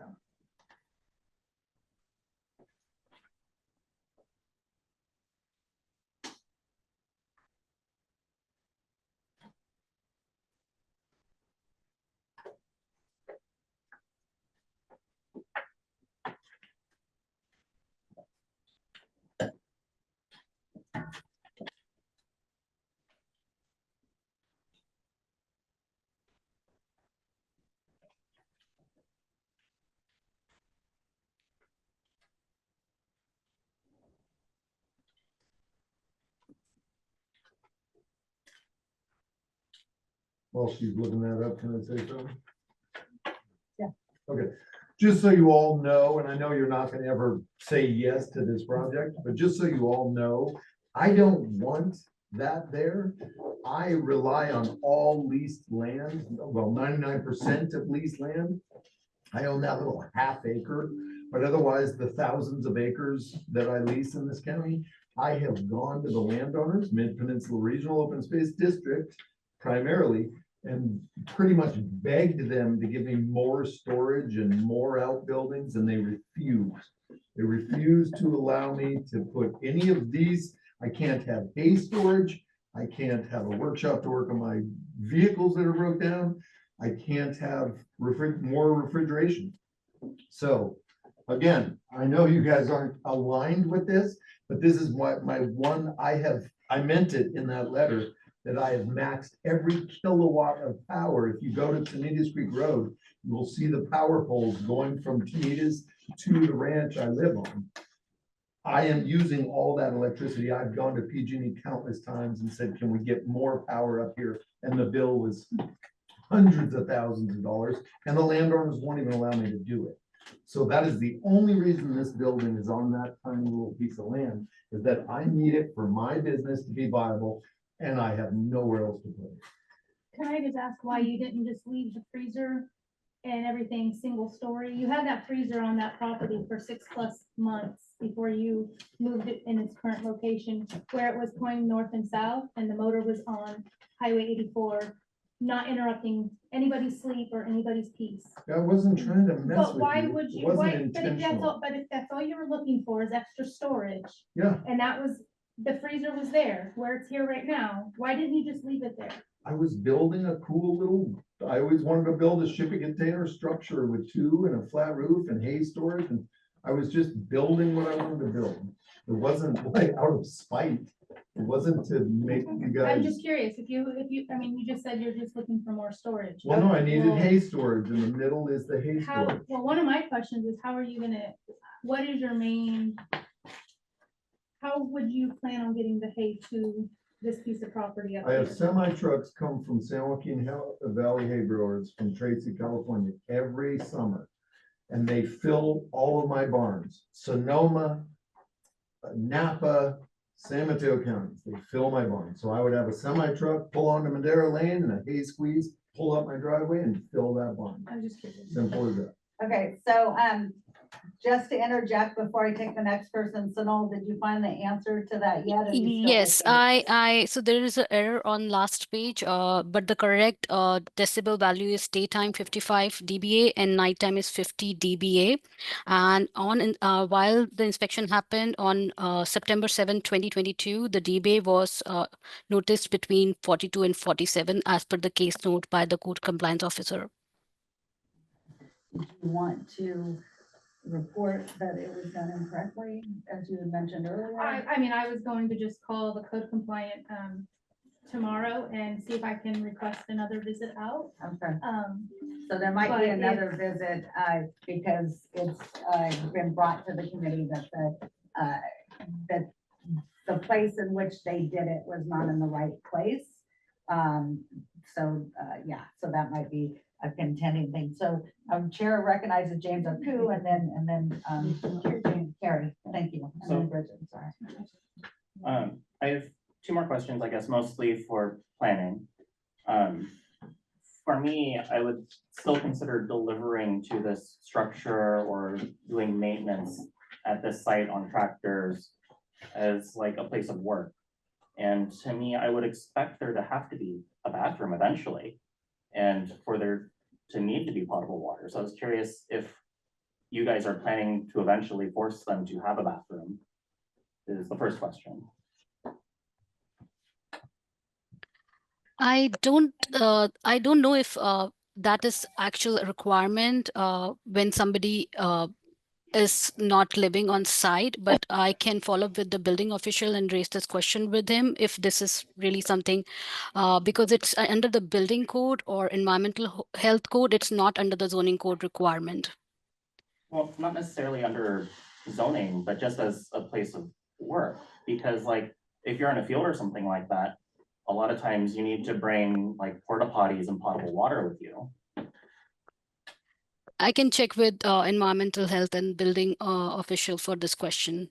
And then I was also curious to just know if it is just being used for mostly pure storage, if pure storage is considered an ag use. If it's on a separate parcel, then your actual agriculture. The ag is So- relevant here, Sonal. So we looked into this question, and since it is supporting ag, we will consider this as an ag use. But to this application, it is still requiring a PAD permit, just because there is freezers involved. And I have referenced the sections in my staff report, which actually talks about why a PAD permit is required, but the storage of ag-related stuff is still supportive of ag. So that's why we will consider this supportive of ag. So I didn't quite hear you. I'm so sorry. I think it broke up. You said since it's what, you will consider it ag use, and you since it's what? Since it is storing ag-related products, it is considered as supportive of agriculture. Okay, and even though the agriculture is not on that same parcel. Yes. Thank you. I respond to a couple things that were said. Yeah. In regards to you, I would be fine putting a sound wall in, a concrete wall to help with the sound. What did you say? What did you say? Oh, bathrooms. If part of the thing was to have a porta potty and potable water sitting there, I would do that too. I mean, it's not, I don't have employees show up on that land. Either me or my wife or my ranch hand roll in there and grab some meat. Literally a half an hour, 45 minutes, once or twice a week, and then we drive away, or vice versa. We come from up north, our ranch is up north, and we drive it down and we fill the freezer. You guys, I'm sure you're not going to attest to that, but you see that we barely come on and off the property.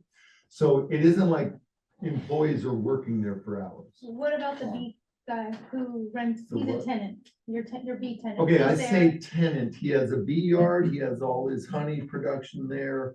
but He it's his goes to San processing Gregorio facility. store to go to the bathroom. What's that? But it says it's used as his processing facility. So Yeah, he's there but with honey, processing. it's a very, yeah, he tried to make it, but we didn't want to miss our son's basketball game, which I did.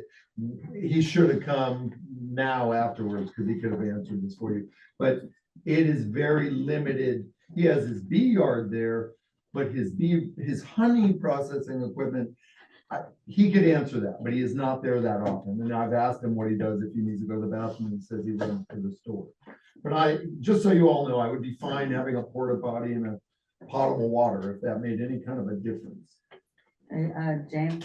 A clarifying question on that, because you talked about coming in with like big trucks filling up with hay, or, you know, if you're gonna be filling up 4 shipping containers, that's quite a bit. And if it's just you and like a couple other people, how long would that take you to unload a truck? It's called a hay squeeze.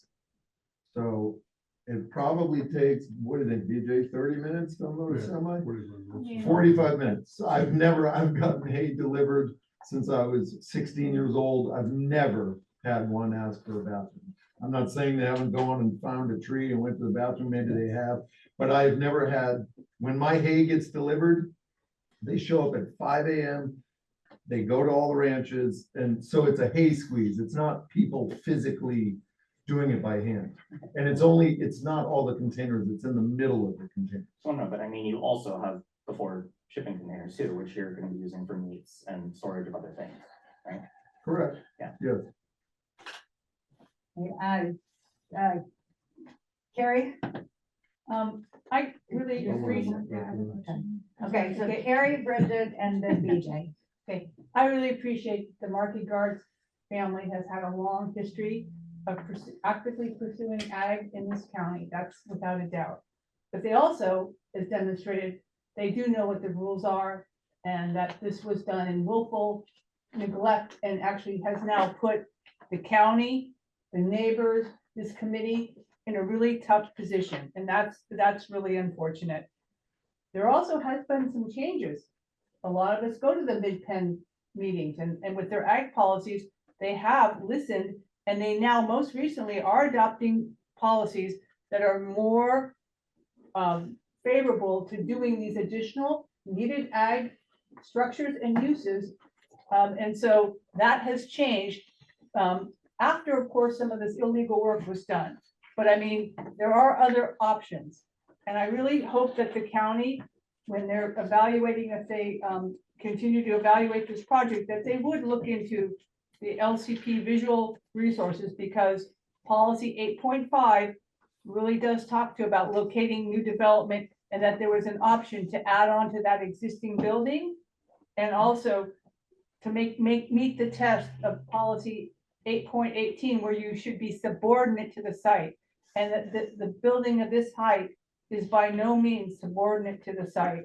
And so I would really hope that they would look into that, and also provide us some information about whether a CDX application, if it's approved, whether it's appealable. Thank you. Thank you. Can I respond now, or no? It's okay if I get through, because then Oh, you yeah. respond to everybody Yeah, at once. I just have to remember everything, but absolutely. And then Bridget, Okay. go ahead. Mine was just a clarifying thing. I understood the planners just to make a comment earlier that said that he would need to remove the 2 second story, and then I didn't quite get, but then permit it. So permit the 2 singles and then remove the 2 on top. It was kind of unclear. It wasn't clear. So just to clarify, the structure is proposed for 31 feet height, which is 3-story. They will be removing internal stuff, but not necessarily removing the second story.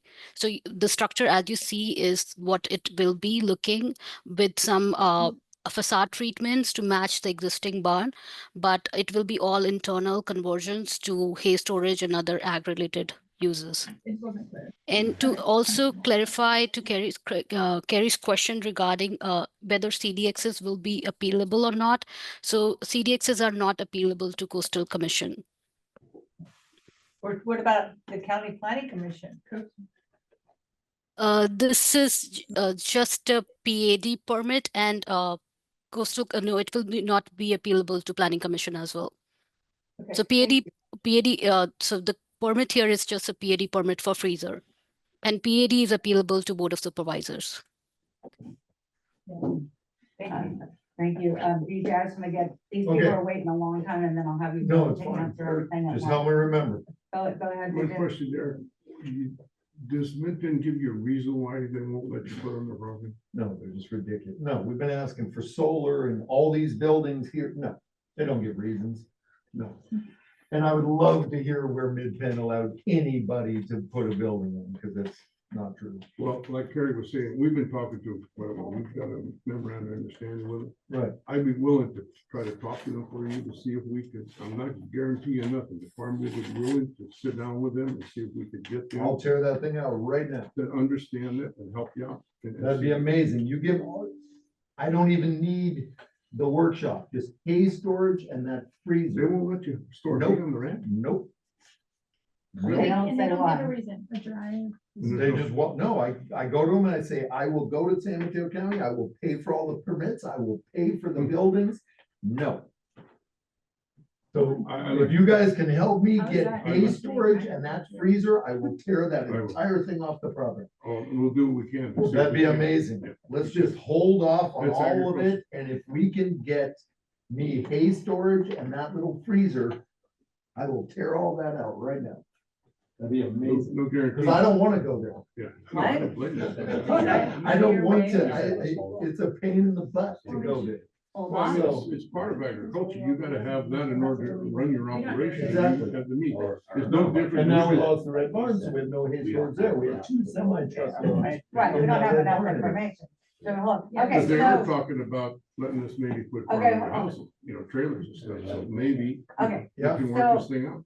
That'd be did you want to amazing. address, some of the other things? You had raised your hand prior to that? Yeah, what was the, we keep calling it a 3-story building, and I understand it's a big ugly building, don't get me wrong.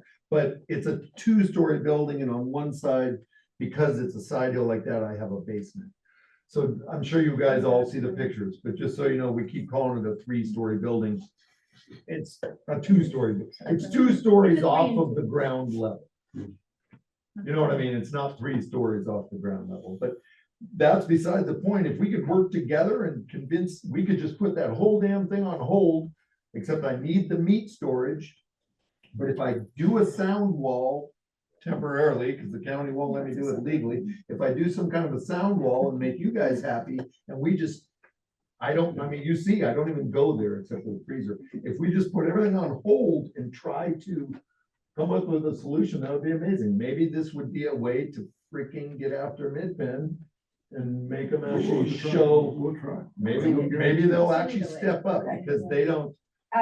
Chair recognizes Ron Cardoza. The biggest thing I'm fearful right now, and PG's investigation with the fires in LA, PG&E in their report had that deemed a hazard. The pole was in the center of the property. When they kicked it onto Caltrans right away, the wires are so extreme. The technician came out and said they could break at any point, causing fire. It's in a full investigation now. It's in the full report of PG&E, and they're getting back to me. But the PG&E cannot find, they said, that pole has a number. Anything it's looked at, inspected, wire moved, is done on record, and they're trying to figure out how that pole got moved onto somebody else's land with no permit and no fee being paid. And they did deem it extremely hazardous. It could snap and will cause all our places to burn down. Yeah, that I did not know about. I called PG&E and said, this pole's in the middle of my half acre, can we move it? And they said, sure, and they went and moved it. I mean, it's just so you all know, I wasn't sitting there trying to start a fire and burn the place down. I already lost everything in the CZU fire, so it was not, I literally called PG&E and said, how do we move this pole? It's in the center of my And property. PG&E told me you need a permit for Caltrans 6 to 8 months to a year. The cost of the pole between 25 and 28,000 for the property owner. Yeah, they didn't charge me a dime. So no, I think that. So I'm not trying to have a secret here. I think that this is something that you should, look at too, when you're looking at this particular parcel. I think to answer your question, and just so you know, as an applicant, we don't do this. We do this because the county is asking us to answer these questions. And one of the questions that you've posed, county, is you've asked, does this project affect agriculture, surrounding agriculture? And the majority of us on this committee, if not all of us, are here because we care about agriculture, because we're all 3rd, 4th generation farmers here. And one of the things that I have to say, Sunil, is I think it is really important, and thank you for doing this, is to do your due diligence and look up the water rights, because those water rights, if in fact the applicant doesn't have water rights, or this parcel, I understand it goes with the land, doesn't have water rights, and that is illegal, then to gather water that way, then it does affect surrounding areas because water rights are adjudicated. There's only so many in San Diego Creek. So it means this farmer can't farm or that farmer can't farm and they're paying for water rights. And then somebody else isn't, and then somebody else doesn't get to farm, you know, and loses their acreage because of somebody did it illegally. That's why, to answer your question, unfortunately, it does affect it because of water being a resource that we need there. Daniel? Yeah, I mean, we're coming up on time here. Yes, we are. I'd just like to maybe make a recommendation. One, obviously, we're all here together in the county. Ag is important to all of us, and we want to encourage ag. At the same time, we need to respect neighbors and, you know, and follow the law. In the short term, maybe it'd be useful to have some kind of, you know, sit down with the neighbors. This is what I'm suggesting to you, to try and figure out in the short term, how can we perhaps remove some of the agita while we, you know, do what BJ is suggesting, which I really appreciate. Let's try and see if there are ways to meet the needs that you have to be a significant ag producer in the county. And we're out of time anyway, so we're gonna have to come back to it. But, you know, I think we should, you know, like James was saying, take a deep breath, lower tensions, and, you know, maybe see where we have common ground and work together to get to a place that works for everybody. Corinne. I have Thank you. one quick clarifying question. Have you worked with California Department of Food and Ag's food safety program to either be inspected or exempted? I do everything we legally need to do, but I'm not sure what it is. It's kind of newer requirement, so just curious if you've looked into that. No, as far can you as- tell me what it is? Is with it box? for the herbs? Oh, no, the herbs. Okay, so just so you all know, on the herbs, San Mateo County said storing the meat is not enough. The bee yard is not enough. What are you using for the pond? We want you to fill the pond. And I said, the pond isn't hurting anybody. It's the size of this table. Come on. And they said, you have to have, and you have to be irrigating out of the pond. So I went home and I reached out to all the farmers and reached out to Ron, reached out to everybody. Anybody need a half an acre, cut flowers? Can they do something? Nobody responded. So I said, oh shit. I told my son, should we have some herbs and have them to put on the stakes, like for Christmas presents? He said, oh yeah, that'd be fun. So we have a few barrels, wine barrels with some herbs in a raised bed. It's not commercial ag. It's not intended to be. It's just to appease the county because they wanted me to fill in my pond, and I think it's ridiculous. That pond's not hurting anybody. I'm not stopping anybody downstream from growing crops. That pond is the size of 2 hot tubs. And the 10,000 gallon gets filled once, and that's it. So the 10,000 gallon just sits for fire suppression. So anyway. So the county said storing meat is not enough. Storing meat is not agriculture. I fought with, what was it, Fred, or who was the guy that blew into the San Mateo County? He told me that meat storage is not agriculture, and I fought him. I had Tomcat Ranch writing letters. I had everybody going to him and saying, this is What is ridiculous. agriculture on that parcel? The bees, the meat storage, the herbs. The herbs is just to get irrigation out of the pond. I think my point is just that, I don't know who's brought this, but this is the contact at California Department of Food and Ag's Food Safety Program. And so Okay. you should probably contact them if you're selling the herbs commercially. I'm not selling herbs. I just said give them away as Christmas presents. Well, So if it's I not don't sell them. commercial, it's not ag. Yeah. So, right. So I don't know, exactly. So I think either way, you probably should maybe Planner, if contact you're gonna them. want to do your due diligence on this, I think you need to look at it, just like any other applicant. So is that,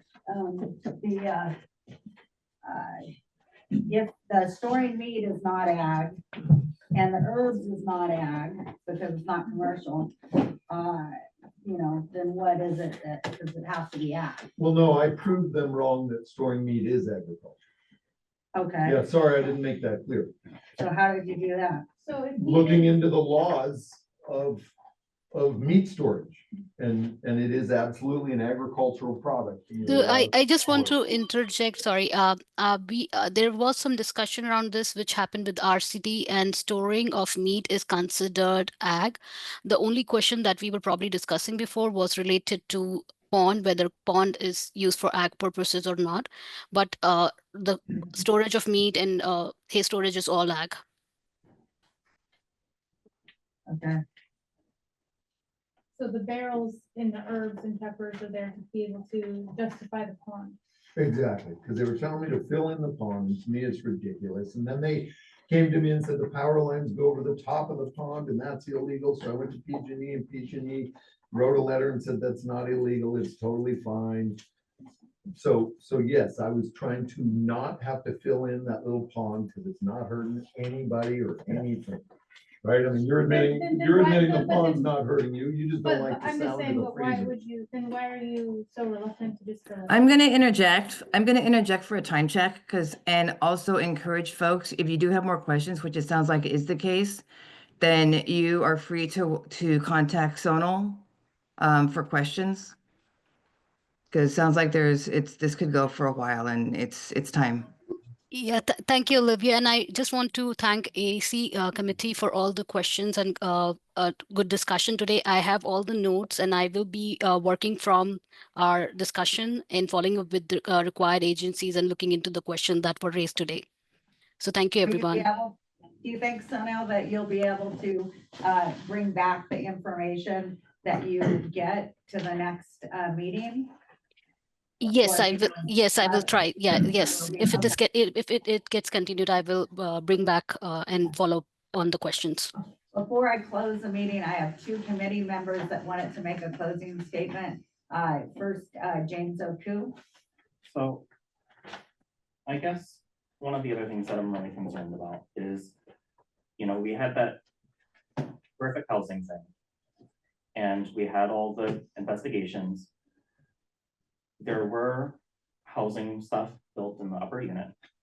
And there were potential violations, which I don't think there's a lot of information about.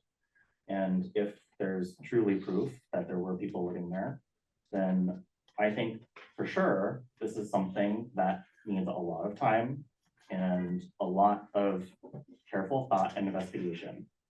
And for me, to me, this isn't something that I would particularly like to see until we're getting a complete application and until the county has done all their full due diligence.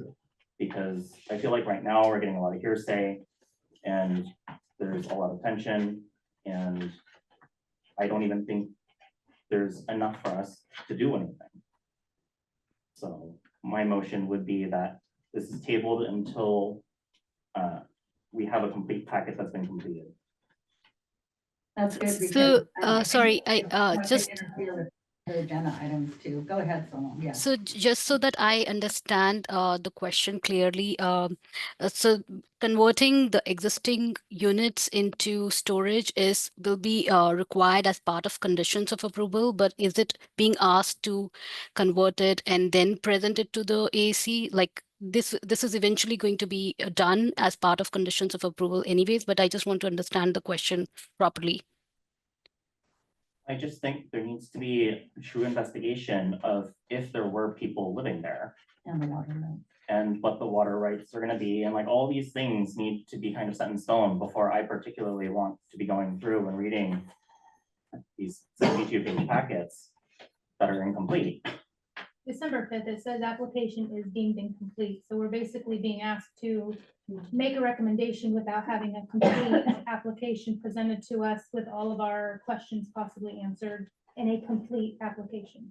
Do I have a second on James? Because I think James, tell me if I'm correct, we have a motion on the floor that we come back when the application is complete with all these questions around the water rights and everything else, and that it's deemed complete in the packet. And I think that's also because from my point of view, we also have other things on the agenda, so we can't keep talking and talking about something that if it's not even complete yet. and then bring it completely to the table because it interferes with some productive items we've got going on too on the agenda. Crystal O'Shea just seconded. I second it. Is that, Further discussion upon, a when complete it's application. completed and all the And questions are answered in investigation? Do we, everyone in favor? Aye. Okay. Everyone in Aye. favor? Aye. Okay, anyone opposed? Okay. All right, thank you. Sonal, thank you very much. Thank you, Olivia. Did you have anything to say before I close the meeting? Thank you. I just want to say thank you, AC, for all the questions raised today. And I have, as I mentioned before, I have your questions, and I will be following back on them and bringing this item in the near future. Thank you, everyone. Thank you. Thank you. Okay, the meeting's adjourned. Thank you. Oh, I'm so sorry. The meeting's not adjourned. Oh, we have to because of time. Natalie, Natalie, for the Sorry about discussion that. items, I can reach out to you and Corin. We have to end in a meeting, but I'll reach out to you and Corin and continue that conversation by email. Wait, Friday number 8. Oh,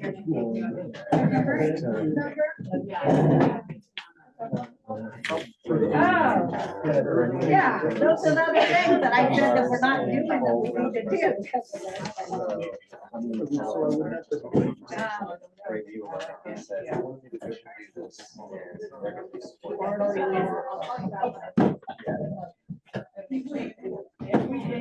Okay, so this.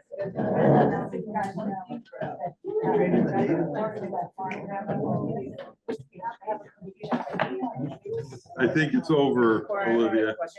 Night. Good night.